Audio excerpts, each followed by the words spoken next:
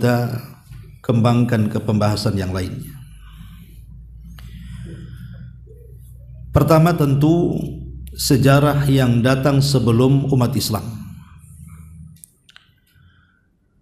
Di zaman Nabi Musa alaihi salatu wassalam, saat Nabi Musa alaihi salatu wassalam tinggal di Mesir, dan kita tahu bahwa Nabi Musa itu adalah nabi dari nabi-nabi Bani Israel, bahkan yang paling kondang dari seluruh nabi Bani Israel. Bagaimana tidak, dia seorang kalimur rahman, ulul azmi minar rusul. Kemudian juga dia orang yang paling banyak berdialog dengan Allah Subhanahu wa taala. Banyak keutamaan yang disandang oleh Nabi Musa alaihi salatu wassalam. Nabi Musa alaihi salatu wassalam diutus oleh Allah Subhanahu wa taala awalnya ke negeri Mesir. Singkat cerita, jadi setelah pertarungan Nabi Musa alaihi salatu wassalam dengan tukang-tukang sihir Fir'aun, yang akhirnya dimenangkan oleh Musa dan seluruh tukang sihir Fir'aun bertobat, maka sejak itu Fir'aun tidak pernah mengganggu Nabi Musa lagi, sehingga Nabi Musa fokus berdakwah di tengah-tengah Bani Israel. Tetapi Bani Israel juga bukan umat yang mudah didakwahi, sebagaimana kaum Kibti, kaum Fir'aun juga bukan umat yang mudah didakwahi. Dua kabilah ini juga menentang, walaupun mukjizat demi mukjizat hadir di tengah-tengah mereka. Akhirnya kemudian Nabi Musa alaihi salatu wassalam menginginkan Bani Israel untuk hijrah dari Mesir, karena tidak mungkin tinggal di Mesir, apalagi dengan kondisi perbudakan yang dilakukan kaum Kibti kepada Bani Israel, lebih menyusahkan dakwah Nabi Musa lagi. Makanya Musa alaihi salatu wassalam kemudian hijrah membawa Bani Israel. Tentu Fir'aun tidak terima dengan hijrahnya Nabi Musa dan membawa seluruh Bani Israel, karena akan mempengaruhi Mesir itu sendiri. Bagaimana tidak, karena yang membangun Mesir itu kan Bani Israel, karena Allah berikan kecerdasan lebih di antara manusia-manusia yang ada saat itu. Sehingga Fir'aun pun kemudian mengejar Nabi Musa dan seluruh Bani Israel, sampai Allah takdirkan Musa dan Bani Israel terhalang dengan sebuah lautan yang disebut dengan Laut Merah. Kemarin kita umroh, sempat kita ke Jeddah, tapi karena ada sesuatu hal kita tidak bisa mampir di Laut Merah ya. Jadi Nabi Musa alaihi salatu wassalam kemudian sampai di Laut Merah itu, seluruh Bani Israel ketakutan. Kenapa? Karena di belakang pasukan Fir'aun, sementara di depan lautan. Mau pergi kemana mereka? Sehingga sebagian mereka mengatakan, wa inna lamudrakun, pasti kami akan binasa di sini, karena mereka sudah mendapati kita di sini. Tapi dengan keyakinan Nabi Musa alaihi salatu wassalam menenangkan Bani Israel, bahkan akan ada mukjizat yang tidak diperkirakan siapapun. Musa mengatakan di tengah-tengah Bani Israel, jangan takut kalian, fa inna ma'iya rabbi sayahdin, karena kebersamaan Allah dengan kita, pasti Allah akan carikan jalan keluarnya. Kenapa Musa begitu yakin bahwa dia akan selamat? Karena Musa teringat di waktu bayi. Ketika Musa di waktu bayi yang tidak punya tenaga apapun diletakkan di sebuah kotak, yang kotak itu akan menjadi sebuah pusaka, namanya tabut. Jadi kotak itu nanti sejarahnya itu, kalau Bani Israel berperang setelah meninggalnya Musa, membawa kotak itu pasti menang. Itu keyakinannya, disebut tabut namanya. Lah Nabi Musa alaihi salatu wassalam kecil, bayi itu kan berada di kotak itu. Yang namanya kotak dibuat tergesa-gesa, tentu pasti ada celah-celah kekurangannya, bisa saja tenggelam.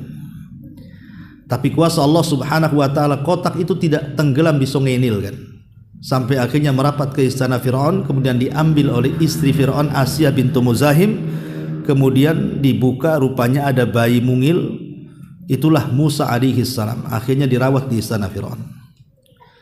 Jadi Musa teringat kalau bayi saja dia diselamatkan oleh Allah Subhanahu wa taala, padahal tidak ada daya dan upaya kan, namanya anak kecil, berenang pun tidak bisa gitu. Tapi Allah selamatkan. Sekarang Musa sudah jadi nabi, sudah jadi rasul, tentu Allah Subhanahu wa taala akan lebih menyelamatkan dia lagi. Itulah keyakinan Nabi Musa, makanya mengatakan sesungguhnya kebersamaan kita dengan Allah pasti Allah akan carikan jalan keluarnya. Makanya ketika itu Jibril diutus oleh Allah turun menjelma sebagai manusia yang tampan, berkuda dengan kuda putih, kemudian di samping Nabi Musa seolah-olah memerintahkan sesuatu. Tiba-tiba Musa betul saja memukul tongkatnya ke lautan, terbelahlah lautan itu menjadi 12 jalan. Kenapa 12 jalan? Karena Bani Israel terdiri daripada 12 kabilah. Putra Yakub itu kan semua 12 orang. Lah turunannya itu disebut Bani Israel. Karena Israel sendiri diambil dari nama lain daripada Nabi Yakub. Nabi Yakub itu namanya Israel. Makanya keturunannya disebut Bani Israel.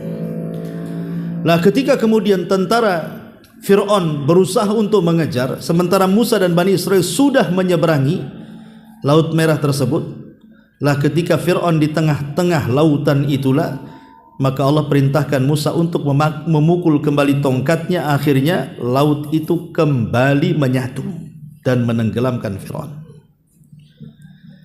Lah kata para ulama sejarah bahwa tenggelamnya Fir'aun di Laut Merah itu dan diselamatkan Nabi Musa sampai ke daratan itu terjadi di tanggal 10 Muharram. Jadi peristiwa ini terjadi di tanggal 10 Muharram, di mana Nabi Musa diselamatkan oleh Allah dari kejaran Fir'aun. Lah dari situlah kemudian Musa pun karena bersyukur kepada Allah sudah selamat dan menyelamatkan Bani Israel, maka Musa pun akhirnya berpuasa tepat pada tanggal 10 Muharram. Lah puasa inilah yang kemudian menjadi syariat umat Islam. Puasa tanggal 10 Muharram. Ini peristiwa yang pertama. Peristiwa yang kedua, ketika Nabi SAW hijrah dari Mekah ke Madinah. Hijrah dari Mekah ke Madinah karena memang kebiasaan Nabi, para Nabi, bukan Nabi SAW saja, hampir seluruh para Nabi itu ada syariat hijrah. Nabi Ibrahim di Irak tidak bisa berdakwah menghadapi Namrud, akhirnya hijrah ke Palestina. Nabi Musa dari Mesir hijrah ke Madian. Nabi Lut juga hijrah. Hampir semua para nabi hijrah. Tetapi sebahaya-bahaya hijrah dari seluruh para nabi dan rasul itu hanyalah hijrah Nabi kita Muhammad SAW. Itu hijrah paling bahaya. Bagaimana tidak bahaya? Rasul dikepung. Bahkan setiap orang yang berhasil menemukan Rasul, baik hidup ataupun mati, dihadiahi 100 ekor unta. Tapi qadar Allah takdirkan Rasul selamat dengan karunia Allah Subhanahu wa ta'ala, nikmatnya. Rasul pun berhasil hijrah dari Mekah ke Madinah. Ketika Nabi SAW hijrah ke Madinah, orang-orang Madinah ini kan rata-rata mereka dipenuhi Yahudi. Jadi pasca hijrah Rasul itu Madinah itu mayoritas dihuni Yahudi dari 10 kabilah, dan yang paling besar 3 kabilah. Namanya Bani Quraidah, kemudian Bani Nadir dan Bani Qunaiqah. Itu kabilah yang paling besar. Semuanya ada 10 kabilah. Lah Nabi SAW heran, di tanggal 10 Muharram orang-orang Yahudi itu suka berpuasa. Sehingga Nabi SAW bertanya kepada mereka, puasa apa kalian ini?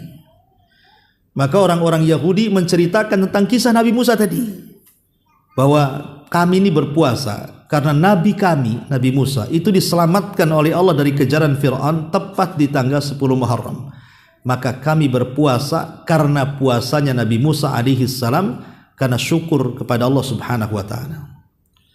Lah ketika Nabi SAW mendengar alasan bahwa puasanya orang Yahudi itu karena menghargai Nabi Musa, apa kata Rasul?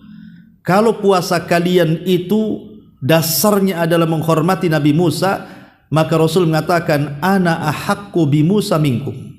Berarti saya lebih berhak menghormati Nabi Musa dibandingkan kalian. Sejak itulah Nabi SAW berpuasa dan memerintahkan para sahabatnya berpuasa, bahkan anak-anak kecil disuruh dilatih untuk berpuasa. Dan itulah puasa pertama dalam Islam sebelum ada Ramadan. Namanya puasa Muharram, tanggal 10 bulan Muharram. Ini puasa pertama yang diwajibkan kepada umat Islam di tahun pertama Hijriah. Tapi setelah kemudian Rasul lewat 1 tahun di kota Madinah, masuk ke tahun kedua Hijriah, turun ayat surah Al-Baqarah. Faman syahida minkum syahra falyasum. Barang siapa yang melihat hilal masuknya bulan Ramadan, maka berpuasalah kalian. Maka sejak itulah Islam punya puasa sendiri, namanya puasa Ramadan 1 bulan, dan itu diwajibkan pada tahun kedua Hijriah. Setelah umat Islam punya puasa sendiri, namanya puasa Ramadan, maka menghapus kewajiban puasa 10 Muharram yang tadinya wajib menjadi sunnah. Makanya puasa 10 Muharram itu puasa sunnah, tadinya wajib, tapi dimansuh dengan kedatangan Ramadan. Tetapi bagaimanapun puasa Muharram itu adalah puasa terbaik setelah Ramadan. Jadi kalau ingin puasa sunnah terbaik setelah Ramadan adalah puasa Asyura, tanggal 10 Muharram. Dan itu berdasarkan sabda Nabi, bahwa sebaik-baik puasa setelah Ramadan adalah puasa Syahrullahil Muharram, di bulan Allah, bulan Muharram. Lihat bagaimana Muharram ini dinasabkan atau diidhafahkan kepada Allah. Syahrullah, bulannya Allah. Sesuatu yang disandarkan kepada Allah pasti mulia. Seperti Baitullah, rumah Allah, Ka'bah. Ka'bah menjadi mulia karena disandarkan kepada Allah. Atau Naqatullah, untanya Allah, mujizatnya Nabi Saleh, maka unta itu menjadi mulia. Termasuk juga Syahrullah, bulannya Allah, bulan Muharram. Ketika bulan disandarkan kepada Allah, maka bulan itu jadi mulia. Jadi bulan Muharram itu bulan yang paling mulia. Dan puasa di tanggal 10 Muharram, puasa Asyura, itu seafdol-afdolnya puasa sunnah setelah puasa Ramadan. Ma'asyiral muslimin yang dimuliakan Allah Azza wa Jalla, hadirin dan hadirat rahimakumullah. Jadi ini peristiwa yang kedua, peristiwa diwajibkan puasa pertama dalam Islam, tanggal 10 Muharram. Kemudian yang ketiga, peristiwa yang ketiga adalah peristiwa terbunuhnya cucu Nabi SAW Husain di Karbala. Kisahnya begini. Ketika Nabi SAW meninggal, khilafah jatuh ke Abu Bakar. Abu Bakar tidak lama, karena 2 tahun saja. Kemudian meninggal, diwasiatkan kepada Umar bin Khattab. Umar cukup lama, hampir 10 tahun dia berkuasa. Tapi Umar pun kemudian meninggal, dibunuh oleh seorang majusi namanya Abu Lu'lu al-Majusi saat sholat subuh. Kemudian sebelum meninggal, Umar memerintahkan 6 sahabat dari al-Mubashshiruna bil Jannah, sahabat-sahabat yang dijanjikan masuk surga yang disebutkan dalam satu redaksi hadis itu, untuk bermusyawarah, terserah di antara kalian siapa yang menggantikan aku. Akhirnya mengerucutlah kepada 2 nama, pertama Utsman, yang kedua Ali. Tetapi kemudian Abdurrahman bin Auf dia mengundurkan diri untuk tidak mencalonkan, tapi syaratnya dia yang memilih. Maka Abdurrahman bin Auf pun kemudian berkeliling Madinah, menjumpai semua pakar-pakar, orang-orang alim, orang-orang cerdas, orang-orang bijak, tentang siapa yang berhak menjadi khalifah sepeninggal Umar, apakah Utsman ataukah Ali. Tapi mayoritas kemudian mereka memilih Utsman ibn Affan dibandingkan Ali. Maka akhirnya Utsman pun menjadi khalifah ketiga setelah Abu Bakar dan Umar. Tetapi Umar bin Khattab radhiyallahu anhu sudah mengatakan, maka khalifah setelahnya adalah Ali. Makanya semata-mata meninggalnya Utsman saja, Ali secara otomatis naik tahta menjadi khalifah. Tidak ada khilaf lagi. Tapi di zaman Ali ini kan ada tragedi pembunuhan yang sangat sadis, pembunuhan Utsman bin Affan. Utsman bin Affan itu kan dikepung oleh 5.000 anak muda dari Kufah, dari Basrah, dari Mesir, dan beberapa anak muda yang terpengaruh dengan pemahaman Sabaiyah. Abdullah ibn Sabah, orang yang pura-pura masuk Islam, orang Yahudi dari Yaman, Himyar, tiba-tiba kemudian memberikan semacam berita-berita hoax tentang Utsman di luar Madinah dan Mekah. Dan subhanallah, memang Allah sudah takdirkan banyak anak-anak muda yang terpengaruh dengan ucapannya Abdullah ibn Sabah ini. Akhirnya mereka melakukan pemberontakan, berakhir dengan pembunuhan Utsman secara sadis. Utsman itu dibunuh secara sadis kan. Lah otomatis kita tahu bahwa kekuatan kaum muslimin di zaman itu ada di Syam. Tentara itu kumpul di Syam. Dan Syam itu gubernurnya adalah Muawiyah ibn Abi Sufyan. Lah Muawiyah dengan Utsman ini satu kabilah dari Bani Umayyah. Ya. Lah ketika kemudian Ali menjadi khalifah, Muawiyah tidak mau membaiat Ali. Alasannya apa? Ali disuruh menangkap setiap para pembunuh Utsman. Adili dulu baru kami baiat. Tapi Ali beristihad lain. Dia mengatakan, oh tidak. Di belakang para pembunuh Utsman itu ada kekuatan besar dari kabilah-kabilah hampir di semua daerah. Kalau saya perangi, tidak akan kondusif kondisinya. Sebaiknya baiat aku dulu, kumpulkan kekuatan, baru kita tangkap tuh para pembunuh Utsman. Terjadi pelesian antara Ali dan Muawiyah sampai terjadi peperangan. Makanya kalau kita menceritakan biografi Ali bin Abi Thalib itu semua perang. Jadi biografinya itu hanya cerita perang saja sampai meninggal Ali itu. Terjadi perang yang disebut dengan perang Siffin, ada perang Jamal, ada perang Nahrawan, macam-macam peperangan di zaman Ali itu. Sampai akhirnya Allah takdirkan Ali meninggal di tangan seorang Khawarij. Sama ketika dia hendak melaksanakan sholat subuh, ditusuk dari belakang oleh Abdurrahman ibn Mulzam, seorang Khawarij, hafal Quran tapi membunuh Ali atas nama Quran. Naudzubillah. Ya. Nah setelah Ali meninggal, ditusuk oleh Abdurrahman bin Mulzam ini, maka kekuasaan jatuh ke putranya Ali, namanya Hasan ibnu Ali. Rasul punya cucu namanya Hasan dan Husain. Lah Hasan ini berkuasa menggantikan ayahnya. Masalahnya Nabi pernah bersabda ketika menggendong Hasan dan Husain itu, bahwa di antara dua cucuku ini akan ada yang mendamaikan dua kekuatan yang akan berperang. Rupanya isyarat sabda Nabi ini kepada Hasan bin Ali. Karena Hasan bin Ali itu berkuasa tidak lama, hanya 6 bulan saja. Menggenapkan 30 kekuasaan Khilafaur Rasyidin. Karena Rasul mengatakan Khulafaur Rasyidin itu hanya 30 tahun saja. Dimulai dari Abu Bakar, diakhiri dengan Hasan bin Ali. Ya. Setelah 30 tahun tidak ada lagi khilafah, tidak ada Khulafaur Rasyidin. Yang ada mulkun warahmah, sistem kerajaan. Lah, raja pertama adalah Muawiyah, karena ketika itu Hasan melihat bahwa akan ada pertempuran besar antara kubu ayahnya dengan kubu Muawiyah, dia tak mau. Daripada terjadi pertumpahan darah, biar aku yang menyerah. Makanya Hasan menyerahkan kekuasaannya kepada Muawiyah. Muawiyah bin Abi Sufyan, ya. Kemudian Hasan pun jadi rakyat biasa. Tetapi subhanallah, maslahatnya luar biasa.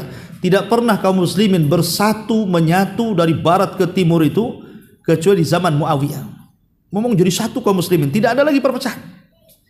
Makanya itu kerajaan yang penuh dengan rahmat, dan raja pertama adalah Muawiyah bin Abi Sufyan dengan daulahnya disebut Daulah Umayyah namanya. Itulah pengasas Daulah Umayyah. Karena nanti Daulah Umayyah kan roboh, kemudian diganti dengan Daulah Abbasiyah. Daulah Abbasiyah kemudian roboh lagi, ganti sampai yang terakhir Daulah Utsmaniyah, Turki Utsmani, yang kemudian juga roboh ketika Perang Dunia Pertama kan itu ya sejarahnya itu. Intinya bahwa lah saat Muawiyah bin Abi Sufyan berkuasa, kemudian Muawiyah itu menjelang wafatnya akhirnya mewasiatkan bahwa yang pantas untuk menggantikannya adalah putranya, namanya Yazid bin Muawiyah. Entah apa maksudnya Muawiyah memilih anaknya untuk meneruskan kerajaan, padahal banyak sahabat-sahabat yang layak menjadi khalifah dibandingkan Yazid, seperti Ibnu Umar, Ibnu Abbas, Anas bin Malik, Husain juga ada di situ, banyak. Tapi kenapa kemudian Muawiyah memilih Yazid putranya? Ini kan urusan politik ya. Entah apa, mungkin ijtihad beliau. Tapi yang jelas di masa Yazid bin Muawiyah, sepeninggalnya Muawiyah bin Abi Sufyan, inilah permulaan sejarah pembunuhan Husain. Jadi ketika Yazid diangkat menjadi khalifah menggantikan ayahnya Muawiyah bin Abi Sufyan di Syam itu, di ibu kota Kufah itu banyak yang berontak, tidak mau, tidak setuju kalau Yazid itu menjadi berkuasa, karena banyak yang lebih baik gitu ya. Akhirnya kemudian mereka pun menyurati Husain yang ada di Madinah. Setiap hari orang-orang Kufah itu mengirim surat, sampai suratnya itu banyak sekali, 500 surat lebih. Dan ingat, surat menyurat di zaman itu bukan perkara mudah. Saya aja waktu kecil mondok itu kalau ada surat dari kampung senangnya luar biasa. Kadang-kadang kalau salah alamat tak sampai pula dia kan itu. Kalau zaman dulu kan satu surat saja berharga kan itu ya. Sampai kalau baca itu bisa berurai air mata tuh. Kalau zaman baheula kan itu ya. Baca surat itu luar biasa.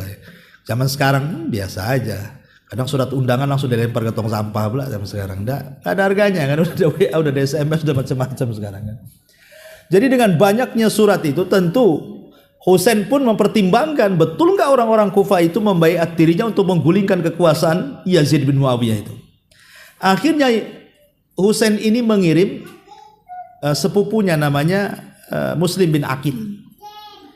Muslim bin Aqil diutus oleh Husain suruh datang ke Kufah. Betul nggak orang-orang Kufah itu membaiat dirinya untuk menggulingkan Yazid itu? Berangkat Muslim bin Aqil ini. Ketika sampai di Kufah memang betul mayoritas orang Kufah itu tidak menginginkan Yazid. Akhirnya dia ngirim surat ke Madinah bahwa surat-surat itu betul adanya. Bahkan mayoritas orang Kufah mendukung engkau wahai Husain. Lah dari situlah Husain mempersiapkan untuk keberangkatan ke Kufah. Dibawanya istrinya, anaknya. Husain kan banyak istrinya, banyak anaknya. Cucu-cucu dan cicit-cicit Rasul dibawa semua. Jumlahnya sampai 70 orang. Ya maksudnya itu untuk membuat dukungan di sana kan. Tidak tahu kalau kemudian justru dari situlah awal pembunuhan. Sebenarnya sahabat-sahabat Rasul sudah menasihati Husain ini untuk jangan berangkat ke Kufah. Kalau engkau ingin jadi pemimpin berangkat kau ke Yaman saja. Karena Yaman itu sangat loyal kepada bapakmu Ali. Pasti orang Yaman suka dengan kamu. Tapi Husain tak mau. Dia tetap mau ke Kufah. Jadi apa yang dinasihatkan para sahabat udah nggak didengar lagi. Berangkatlah dengan 70 orang keluarganya itu. Dan itu semua adalah keluarga Nabi. Cucu cicit Nabi itu bersama Husain, baik anaknya Hasan juga terlibat di situ. Berangkatlah Husain ke Kufah. Karena modal surat dari Muslim bin Aqil tadi yang memastikan orang Kufah itu rupanya sudah mendukung dia. Lah, zaman itu kan tidak ada handphone kayak sekarang. Rupanya politik berubah. Lah ketika Husain ini berangkat nih dari Madinah menuju Kufah, rupanya Yazid bin Muawiyah ini mengirim gubernur dari Basra dipindah ke Kufah. Ya, namanya Abu Ubaidah ibn Ziyad namanya. Ya, Abu Ubaidah ibn Ziyad ini, Ubaidah ibn Ziyad itu diutus oleh Yazid untuk memantau kondisi Kufah. Karena sudah, ya namanya politik pasti sudah kedengar kepada penguasa kan. Ada apa ini kok riak-riak mau ada pemberontakan kan itu. Jadi Ubaidah ibn Ziyad ini diutus oleh Yazid untuk mengawasi gerak-gerik Husain kalau sampai di Kufah. Tapi rupanya Ubaidillah ini ibn Ziyad ini licik.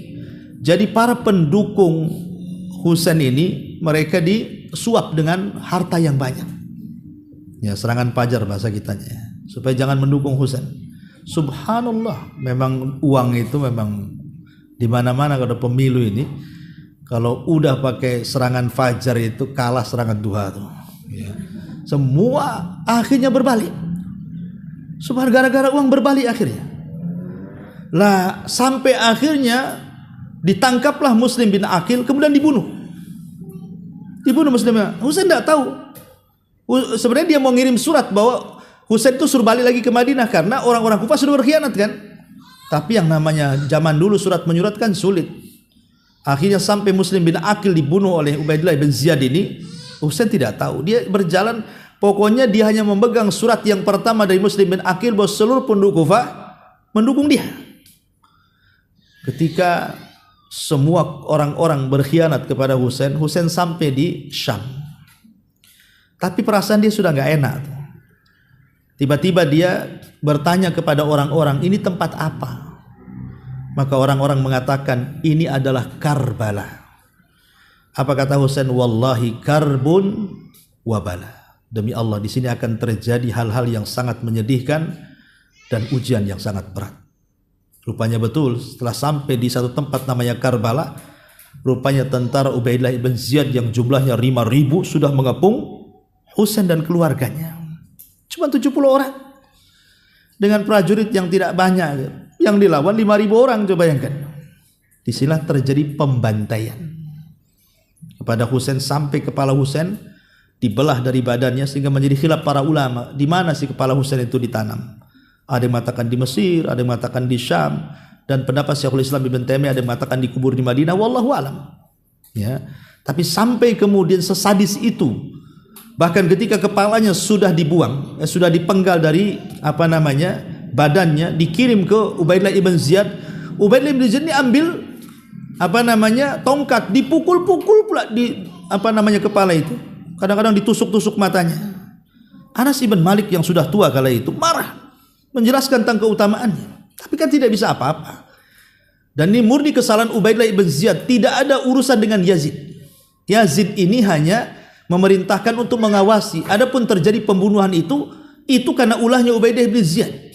Tapi ada orang-orang yang kemudian sampai mencela Yazid. Ya, Yazid itu kesalahannya cuma satu, dia tidak menghukum Ubaidillah ibn Ziyad yang membunuh Husain, tapi dia tidak menyuruh untuk membunuhnya. Ya. Sehingga harus diluruskan sejarah seperti ini. Intinya bahwa ketika terjadi pembunuhan Husain itu tepat di tanggal 10 Muharram. Makanya kalau kita lihat perilaku orang-orang Syiah Iran ya, Rafidhah atau Isna Asyariyah, itu kalau datang bulan Muharram pada tanggal 10 itu mereka memukul-mukul badan mereka dengan besi, dengan parang, dengan golok, dengan apa-apa sampai berdarah-darah, sampai anak kecil diketuk kepala yang biar berdarah. Apa alasannya coba? Menebus kesalahan. Karena yang mengundang Husain ke Kufah itu mereka. Setelah kemudian sampai mereka berkhianat.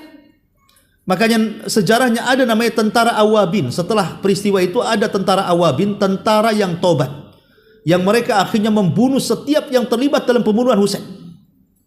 Makanya Syiah sampai hari ini mereka merasa bersalah dengan terbunuhnya Husain, sehingga mereka ingin menebus dosa-dosa mereka. Coba bayangkan, pada Allah mengatakan apa? Wala taziru waziratun wizra ukhra. Dosa itu dipikul masing-masing. Tidak mungkinlah dosanya orang lu dipikul kita. Ya, ini kayak orang Nasrani kan? Kenapa Isa disalib coba? Karena Isa itu ingin menebus dosanya Nabi Adam.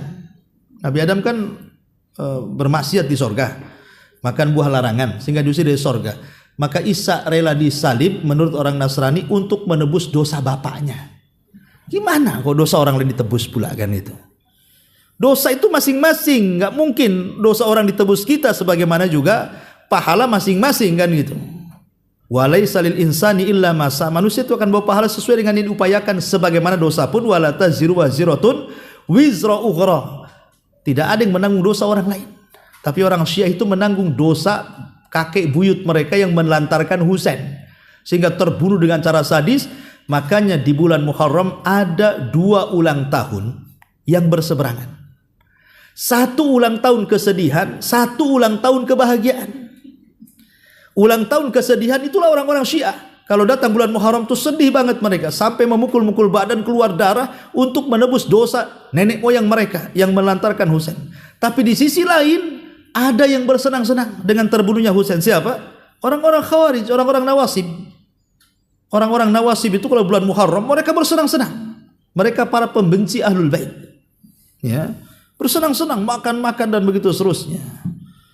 Maka saya dikhawatirkan kalau bulan Muharram itu kan biasanya ada acara-acara gitu kan. Apa nasi apa tuh? Bubur apa tuh? Kan ada itu makan-makan bubur tuh. Zaman baheula ya, zaman sekarang enggak lah ya. Nah, nanti kita kalau kita sedih takutnya pula ikut acara Syiah, kalau kita senang pula takutnya ikut acara orang-orang Khawarij kan itu. Karena lah ahli sunnah tengah-tengah. Ya kita katakan Husain syahid, insyaallah kan begitu. Tapi kita juga tidak boleh bersenang-senang. Masa kita bersenang-senang di hari di mana cucu Nabi SAW meninggal dunia? Tapi juga jangan bersedih seperti sedihnya orang-orang Syiah yang sampai memukul-mukul badan. Karena Rasul yang mengatakan, laisa minna man latamal hudud wa syaqqal juyub wa da'a bid'awal jahiliyah. Bukan termasuk umat kami Rasul, kata Rasul, yang memukul-mukul pipi, yang merobek-robek baju, yang berteriak-teriak ala jahiliyah, itu bukan umat Nabi. Itu dilakukan orang Syiah. Berteriak-teriak, pukul-mukul, berdarah-darah kan begitu. Naudzubillah. Dulu di Indonesia nggak ada, sekarang udah mulai ada tuh Indonesia itu. Lihat YouTube tuh udah mulai ramai kan itu. Ma'asyiral muslimin yang dimuliakan Allah Azza wa Jalla, ini peristiwa yang ketiga di bulan Muharram, terbunuhnya Husain di Karbala. Yang terakhir, yang keempat, banyak peristiwa tapi karena juga waktu, adalah terjadinya penanggalan Hijriyah. Kita tahu bahwa di bulan Rabiul Awal, kita feedback ke belakang, di bulan Rabiul Awal. Di bulan Rabiul Awal itu kan bulan sejarah juga kan, karena sejarah Nabi itu disingkat di bulan ini, awal, tengah dan akhir.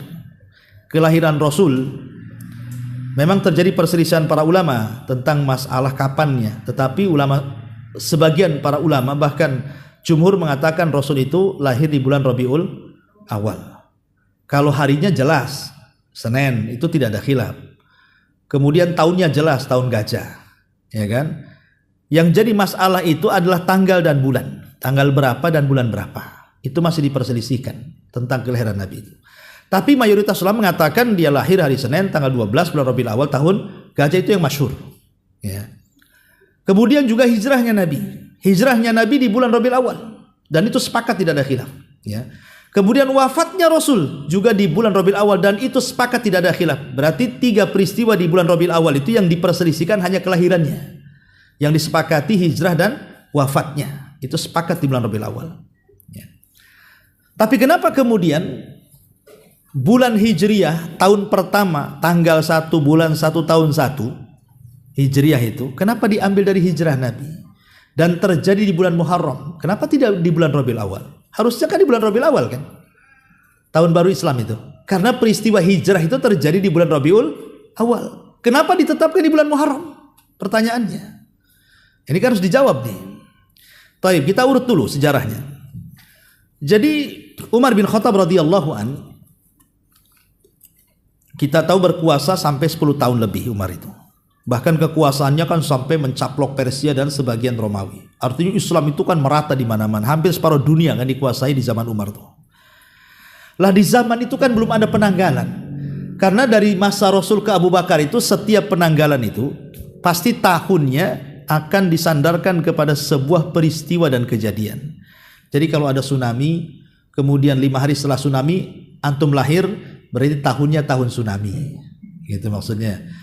Ataupun ada gunung meletus, ya, kemudian 10 hari setelahnya antum lahir, berarti tahunnya tahun gunung meletus. Lah ketika Rasul lahir kebetulan terjadi perang gajah 50 hari sebelumnya kan. Mekah diserang Abroha. Makanya tahunnya akhirnya tahun gajah. Itu maksudnya ya. Jadi itu tahun di zaman itu dinasabkan kepada peristiwa. Sehingga di zaman Umar ini ketika Islam sudah berkembang kemana-mana, maka terjadilah surat menyurat. Sehingga ada surat-surat itu yang akhirnya disalahpahami tahunnya. Karena nggak jelas tahunnya. Bulannya jelas. Bulan Sya'ban, bulan Ramadan, bulan Rabiul Awal. Jelas bulannya. Tapi tahunnya nggak jelas. Sehingga ini surat tahun kapan? Akhirnya kemudian para sahabat berkumpul kepada Umar bin Khattab, bagaimana kalau Islam itu membuat penanggalan sendiri? Karena masing-masing punya penanggalan, Mekah sendiri, Madinah sendiri, Syam sendiri, Kufah sendiri, Basra sendiri, kan akhirnya pusing jadinya. Jadi kata para sahabat ini, bagaimana kalau semua umat Islam punya penanggalan sendiri? Maka setuju Umar. Akhirnya rapatlah besar-besaran. Disitulah kemudian Umar meminta pendapat kira-kira tahun, tanggal, bulan, tahun itu dimulai kapan? Dari peristiwa apa? Sebagian sahabat mengatakan, mengisyaratkan kepada penanggalan Romawi, Persia, dan banyaklah. Tapi ditolak oleh Umar. Akhirnya kemudian sebagian sahabat mengacu kepada sejarah Nabi. Bagaimana kalau diambil dari kelahirannya? Bagaimana kalau diambil dari diutusnya beliau? Bagaimana kalau diambil dari wafatnya beliau? Macam-macam, ya, ide-ide para sahabat. Tapi semua akhirnya mentah. Kecuali pendapat Utsman bin Affan, Tolha dan Zubair yang mengatakan bagaimana kalau seandainya kita ambil dari hijrah Nabi. Akhirnya sepakat para sahabat mengambil dari hijrah Nabi. Makanya disebut tahun Hijriyah. Sepakat diambil hijrah Nabi. Kenapa? Karena hijrahnya Rasul itu adalah fathan lil Islam, kemenangan dalam Islam, merubah wajah kaum muslimin yang tertindas menjadi merdeka. Ya. Setelah sepakat nih, oke, kita ambil sejarah dari hijrahnya Nabi. Hijriyah. Lalu kapan dimulainya? Umar bin Khattab radhiyallahu anhu akhirnya berdiskusi, lalu kapan dimulainya? Karena hijrahnya Rasul saya katakan tadi terjadi di bulan Rabiul Awal kan. Oke, sudah kita tetapkan kesepakatan bahwa tahun Hijriyah itu diambil dari hijrah Nabi. Lalu tanggal 1 bulan 1-nya kapan? Akhirnya Umar bin Khattab radhiyallahu anhu berijtihad karena sebentar lagi musim haji. Ingat bahwa musim haji itu adalah musim di mana seluruh kaum muslimin datang tanpa diundang. Mereka datang semua tumplekan dari mana-mana ingin haji. Dan itu mempermudah untuk memberitahu tentang permulaan tanggal kan. Daripada ngirim surat ke mana-mana daerah, yang meninggal nunggu aja orang-orang itu datang. Nanti kasih tahu, suruh sebarkan di desanya masing-masing. Kan lebih ongkosnya lebih ringan lagi kan, daripada ngutus orang ngantar-ngantar surat kan berapa orang ya, biaya banyak kan. Ya itu namanya ekonomis namanya. Akhirnya kemudian kita tahu bulan haji itu dimulai kapan? Awal Dzulqa'dah, Dzulhijjah itu disebut bulan haji. Al-hajju asyurun maklumat, haji itu ada bulan-bulan tertentu dimulai dari Syawal, Dzulqa'dah, Dzulhijjah itu disebut bulan haji. Jadi orang-orang yang mau berangkat itu biasanya mereka dari Syawal tuh, yang jauh-jauh itu. Kemudian nanti sampai di Mekah itu di awal Dzulhijjah. Kemudian mereka tanggal 8 haji, tanggal 13 selesai, kemudian mereka pulang. Lah Umar menghendaki ketika mereka pulang sampai di daerah-daerah mereka, pasti di akhir Muharram mereka akan sampai di daerah-daerah mereka yang jauh-jauh itu. Karena perjalanan itu rata-rata 1 bulan ke Syam.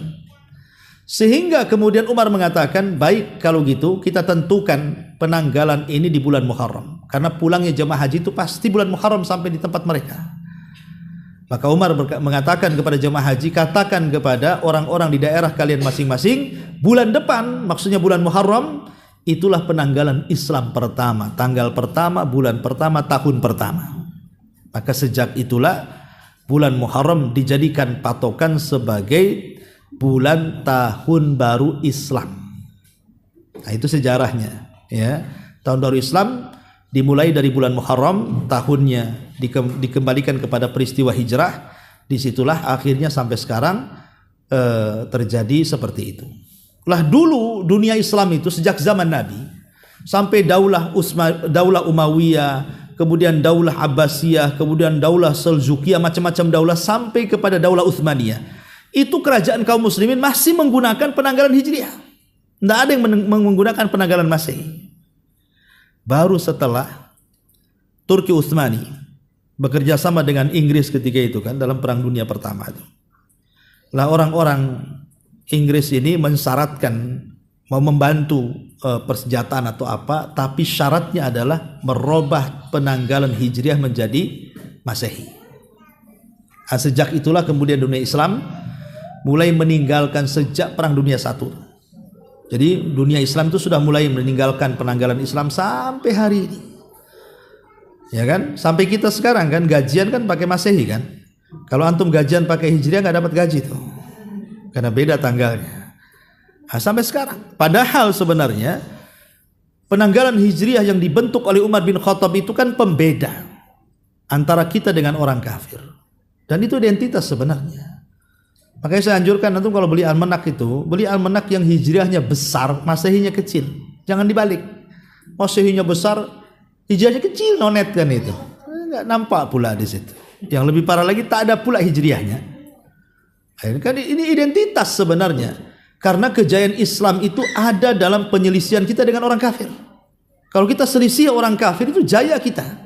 Makanya kenapa Rasulullah SAW sampai mengatakan, la yazalun nas bi khairin ma'ajjalul fitra wa yuakhirus sahur. Manusia itu akan senantiasa di atas kejayaan, maksudnya umat Islam, selama mereka menyegerakan berbuka dan mengakhirkan sahur.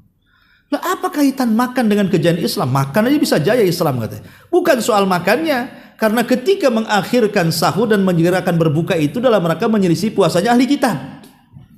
Penyelisihannya itulah yang menjadikan kita umat terbaik. Sebab kalau kita serupa dengan mereka, kita lemah. Kalau kita ini mengikuti tata cara umat sebelum kita dari kan Yahudi dan Nasrani, umat Islam ini lemah. Dan itu disabdakan oleh Nabi SAW kan, la tattabi'anna sanana man kana qablakum shibran bi shibrin wa dira'an bi dira'in hatta law dakhalu juhra dabbin la dakhaltum. Kalian nanti akan mengikuti tata cara umat sebelum kalian. Maksudnya Yahudi dan Nasrani. Sejengkal demi sejengkal, sehasta demi sehasta. Sampai pun mereka masuk ke lubang biawak padang pasir yang berkelok sekalipun kalian ikut di belakangnya. Maknanya walaupun yang ditiru itu susah, pasti kau akan menirunya. Lihat anak-anak pang itu coba, yang apa namanya dibolongi, apa namanya kupingnya sampai ditaruh di botol aqua itu, tutup botol aqua kan di sini, sampai di sini kupingnya itu kan sakit ikhwan. Ditato itu kan sakit kan. Tapi tetap aja orang Islam ikut kan. Ikut juga ditato walaupun dilubangi di apa sesakit apapun, ngikut kok cara mereka. Itulah yang dikatakan, walaupun mereka masuk ke lubang biawak padang pasir yang berkelok sekalipun, kita ikut di belakangnya. Dan kalau sudah seperti itu, lemah kaum muslimin. Lemah. Orang kalau sudah tidak cinta dengan budaya Islam dan cinta dengan budaya kafir, pasti lemah. Nah, inilah kemudian saya katakan tadi, ini sejarah terakhir bahwa bulan Muharram itu adalah diantaranya tercetusnya satu penanggalan dalam Islam yang disebut dengan penanggalan Hijriyah. Ya, 1 Hijriyah, 2 Hijriyah, sekarang 14 sekian Hijriyah. Taib. Ini 4 sejarah saja yang disebutkan. Sebenarnya banyak ya sejarah itu. Terutama syariah, peperangan-peperangan itu banyak terjadi di bulan Muharram dan Allah menangkan. Taib. Kalau kita tahu bahwa tahun baru dalam Islam ini adalah terjadi di bulan Muharram, maknanya beberapa hari ke depan kita akan menghadapi tahun baru Islam. Kira-kira apa yang harus kita lakukan? Amalan apa yang harus kita lakukan? Ma'asyiral muslimin yang dimuliakan Allah Azza wa Jalla, pertama tentunya dengan datangnya tahun baru Islam ini, tentu juga kita diingatkan dengan berlalunya waktu dan zaman. Bahwa ketika datang tahun baru berarti usia kita akan bertambah.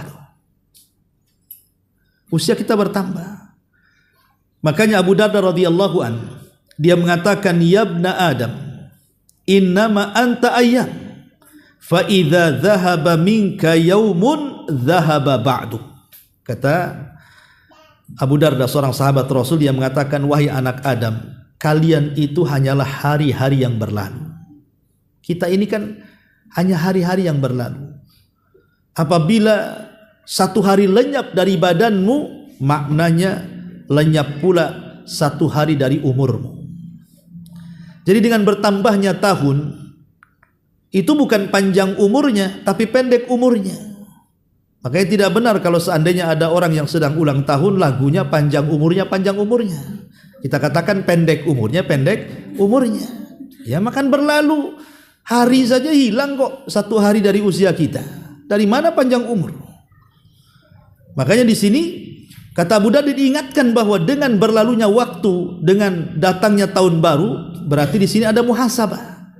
Ingat, usia kita ini pendek. Berarti sudah, kalau Allah tentukan usia kita 50 tahun, kemudian sekarang sudah 49 tahun 9 bulan, berarti kan tinggal sebulan saja usia kita ini. Ini kan harus jadi perhatian.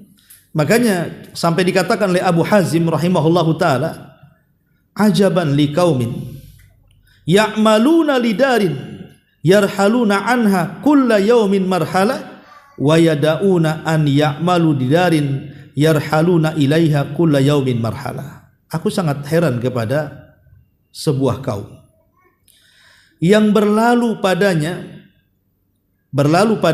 satu hari, satu bulan, satu tahun dalam kehidupannya, mereka tenang-tenang saja, seolah-olah tidak berpikir akan terjadi kematian. Dan mereka meninggalkan satu hari apabila berlalu untuk tidak beramal, padahal jelas-jelas bahwa dia sedang menghadap kepada Allah Subhanahu wa taala pada setiap hari yang berlalu dari badannya. Bahkan Fudail ibn Iyad radhiyallahu rahimahullahu taala pernah berjumpa dengan seorang kakek. Fudail bin Iyad ini berjumpa dengan seorang kakek. Ditanya, kam umruka, kek berapa umurmu? Kata si kakek ini, situna sanatan, ya imam, usiaku 60 tahun. Apa kata Fudail bin Iyad?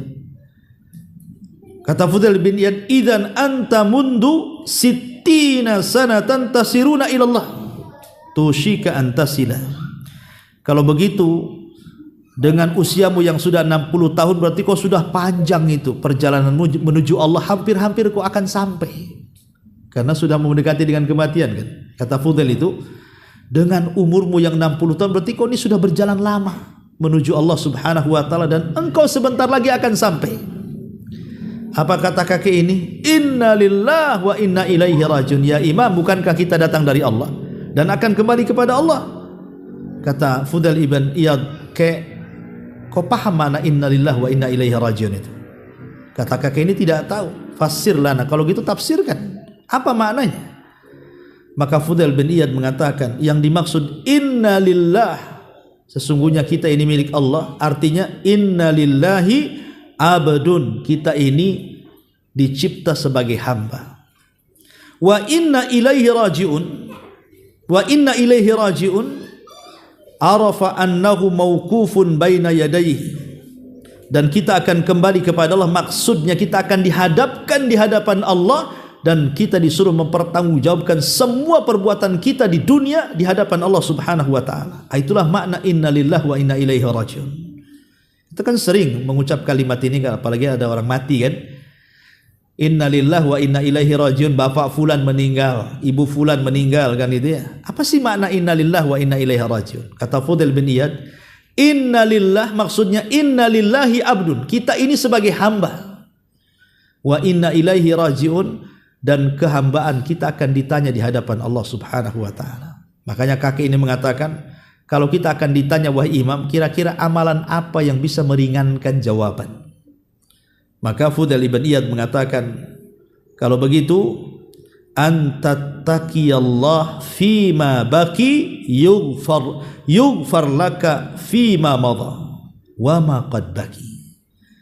Kalau begitu sisa umurmu hai kakek, bertakwalah kepada Allah, karena yang lalu tidak mungkin datang, yang akan datang tidak mungkin pula kita temui. Artinya yang kemarin kan tidak mungkin kita ulang, adapun besok kita tidak tahu apa kita sampai kepada besok. Yang sekarang ini, yang kita lalui sekarang ini, manfaatkan, bertakwalah kepada Allah Azza wa Jalla. Kalau engkau bertakwa dari sisa umurmu, maka Allah akan ampuni dosamu yang telah lalu, yang akan, dan juga yang akan datang. Lihat, ini muhasabah namanya, agar kita senantiasa dengan berlalunya waktu itu muhasabah diri, bahwa kita ini setiap hari menjelang ajal kita semakin dekat. Karena kalau orang berpikir ya nggak perlu dalil lah bahwa kita ini akan mati, itu nggak perlu dalil sebenarnya. Dari ucapan, percakapan, obrolan kita saja sepanjang hidup kita kan berbeda-beda kan. Waktu kita masih SMP ataupun SMA, kemudian kita ngobrol dengan kawan-kawan, pasti yang diceritakan apa? Soal cita-cita. Nanti kalau sudah besar saya pengen jadi pilot, pengen jadi dokter, pengen jadi ini, pengen jadi itu. Itu di usia anak-anak muda, seusia SMP, SMA tuh. Yang diceritakan cita-cita saja. Nanti kalau sudah usia 40 tahun, kayak saya ini udah 40 tahun, mungkin sebagian antum sudah 40 tahun juga. Kalau kumpul dengan kawan-kawan pasti cerita penyakit. Asam urat tinggi ya, darah tinggi, kolesterol, gula, pasti itu, ya kan? Yang diceritakan itu kan. Kenapa itu pincang, asam urat? Kenapa kayak oyong-oyong ini loh, kolesterol tinggi? Nanti tanya obat tuh, ada nggak obat yang bagus? Nanti kalau sudah 60 tahun nggak cerita penyakit, cerita fasilitas rumah sakit. Jangan ke sana, jelek dokternya. Sana saja. Itu rumah sakitnya pakai lift. Itu udah 60 cerita fasilitas tuh. Kalau 70 tahun ya sudah diantar ke Tamiang lah tuh. Ya udah nggak ada lagi cerita kan. Sebenarnya kan dari marhalah ucapan kita saja, itu kita tahu bahwa kita ini akan dekat dengan kematian kan. Dari obrolan kita saja, dari umur ke umur itu sebenarnya mengantarkan kita kepada mati. Tapi ada orang-orang itu yang disebut tua-tua keladi itu. Makin tua itu makin jadi dia, tak tahu jadi apa. Tapi yang jelas bahwa kalau secara logika, apalagi secara dalil, logika saja kita bisa merasakan dekatnya kematian kita dengan perbincangan obrolan dari tahun ke tahun itu. Tapi banyak orang yang tidak mengambil ibrah, ya. Ma'asyiral muslimin wal muslimat rahimani wa rahimakumullah. Jadi di sini saatnya muhasabah. Apabila datang bulan Muharram, itu saatnya kita muhasabah. Dan manfaat muhasabah itu dua. Satu, kita akan semakin kenal siapa Tuhan kita. Kemudian kita akan bertanya, sudahkah kita ini melakukan hak-hak yang Tuhan kita perintahkan kepada kita? Boleh jadi mungkin sholat yang kemarin kurang, kita semakin sempurnakan. Yang kemarin bakhil, kita semakin bersedekah. Yang kemarin malas majelis taklim, akhirnya jadi rajin. Namanya muhasabah itu kan semakin meningkat ketika kita melaksanakan hak-hak kita kepada Allah Azza wa Jalla. Yang kedua juga manfaat muhasabah itu supaya kita mengenali aib-aib kita dan tidak sibuk dengan aib orang. Terkadang kita ini sibuk mengorek-ngorek aib orang, tapi aib kita tidak pula dikorek dia. Padahal kalau seandainya setiap orang itu menyaksikan aibnya sendiri, itu sudah cukup memperbaiki dia. Ya, karena setiap manusia itu punya aib. Kalau bukan karena Allah tutupi aib kita, tentu kita ini sudah tidak berharga di hadapan manusia. Kenapa kita ini masih dihargai coba? Presiden masih dihargai, menteri masih dihargai, jenderal-jenderal masih dihargai, orang-orang kaya masih dihargai, ustadz-ustadz, ulama-ulama masih dihargai. Kenapa coba? Karena Allah masih tutup aib mereka. Kalau Allah bongkar aib mereka satu persatu, tidak mungkin satu menghargai orang lain, pasti menghinanya. Makanya Imam Ahmad ibn Hanbal rahimahullahu ta'ala sampai mengatakan ketika dia di pasar, barang-barangnya dia kan belanja, datang murid-muridnya dari mana-mana dengan mengatakan, ya Imam, biar barangnya kami bawa aja ke rumah, kau pulang aja, ini barang-barang kami yang bawa. Kata Imam Ahmad, jangan, ini barang-barang saya, yang angkat juga saya. Kalian menghormati saya itu karena kalian tidak tahu aib saya saja, kata Imam Ahmad. Kalau kalian tahu aib saya yakin kalian akan mengambil pasir kemudian meletakkan di kepalaku. Jadi karena Allah masih menutup aib kita ini saja, makanya kita masih dimuliakan di sini. Makanya di antara faedah muhasabah itu kita lebih mengenali aib-aib kita lah. Nggak usah cerita aib orang. Nggak usah, karena kalau kita mengorek aib orang, nanti Allah korek aib kita walaupun dalam rumah kita sendiri.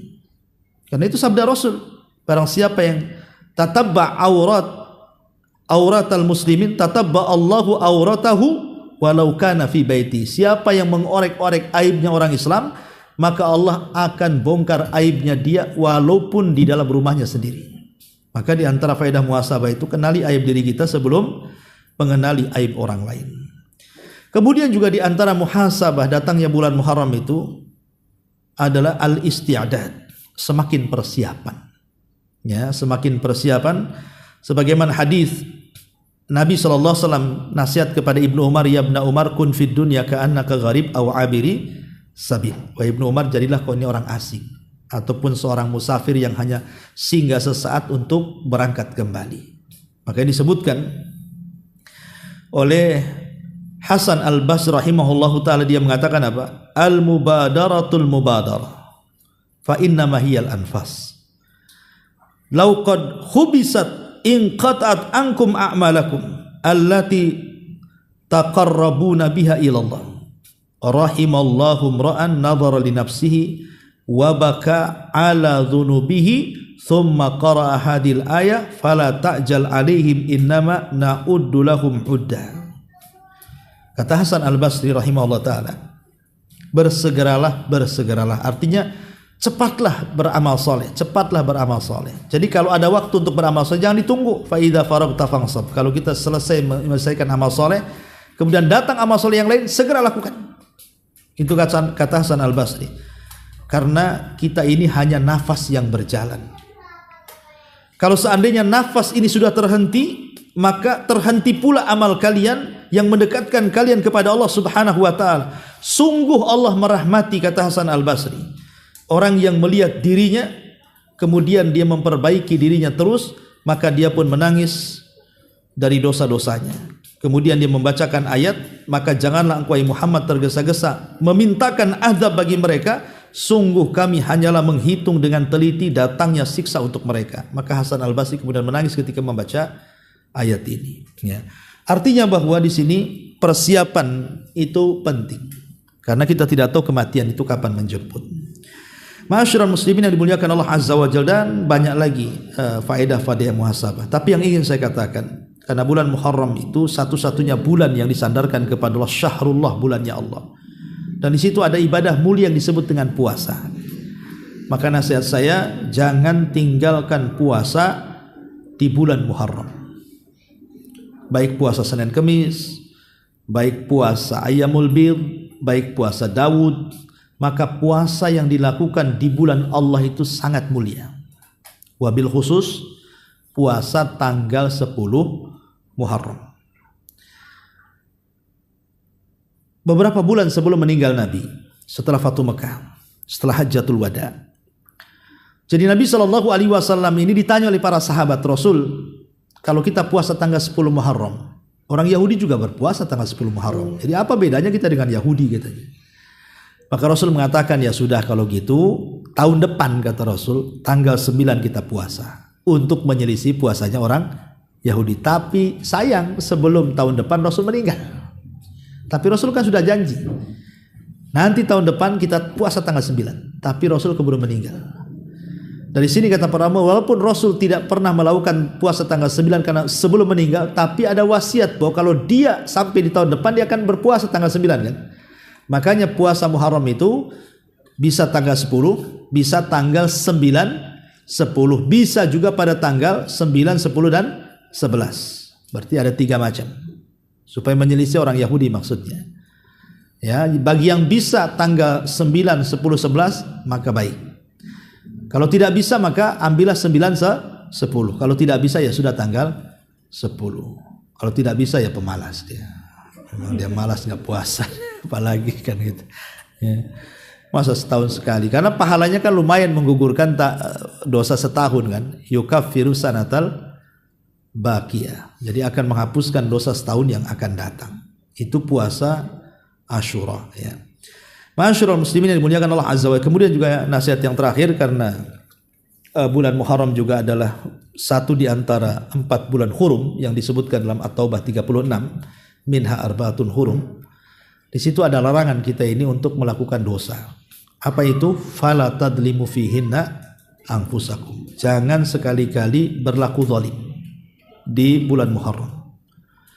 Dan sezalim-zalimnya kezaliman adalah kesyirikan. Ini yang kita sayangkan. Dulu waktu saya masih kecil di kampung saya di Jawa Barat itu, saya lihat orang-orang tua itu kalau datang bulan Muharram itu mereka suka mandiin keris.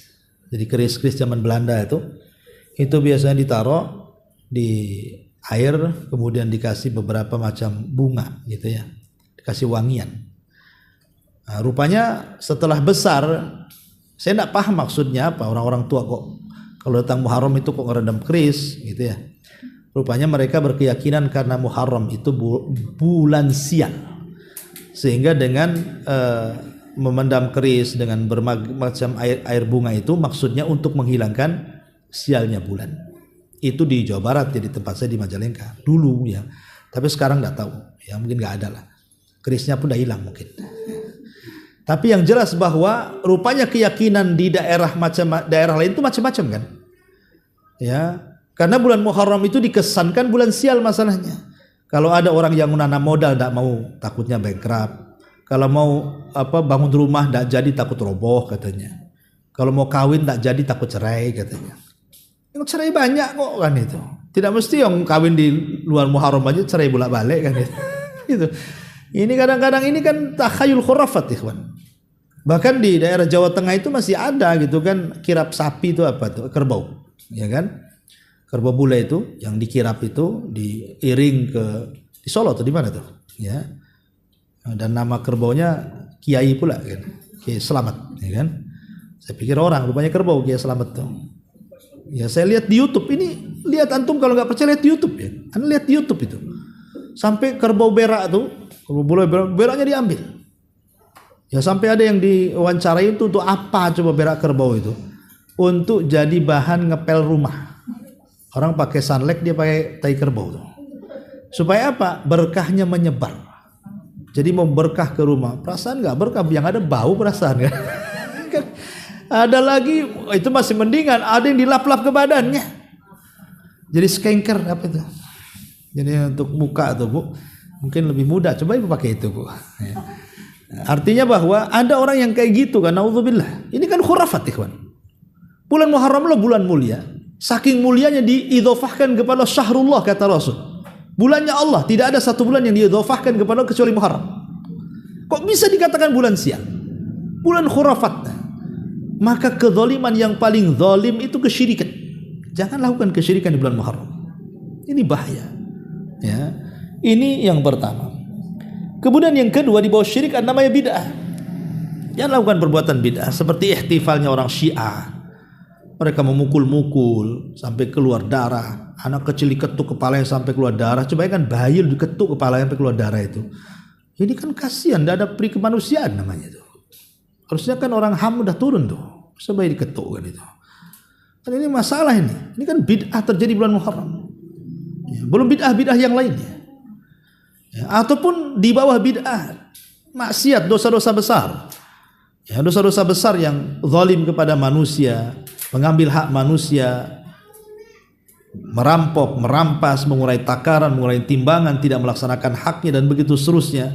Ini juga termasuk kezaliman atau dosa-dosa kecil dan begitu seterusnya. Karena ketika para ulama mentafsirkan surah At-Taubah 36, fala tadlimu fihinna anfusakum, apa kata Qatadah rahimahullah taala? Qatadah ibn Di'amah dia mengatakan bahwa orang yang melakukan dosa di bulan Muharram itu akan dilipat gandakan dosanya dibanding dia lakukan di bulan-bulan yang lainnya. Sebagaimana orang yang melakukan